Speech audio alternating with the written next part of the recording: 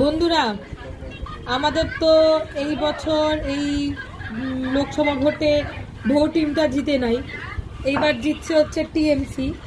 তো আমরা পরের আবার লোকসভা ভোটে চেষ্টা করব যাতে আমাদের টিমের একজনকে দাঁড় করানো যায়।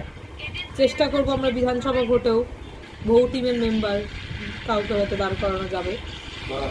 দেখি সেটা সিলেকশন হবে কিছুদিনের মধ্যে। আবার মিটিংয়ে বসতে হবে আমাদের আসলে।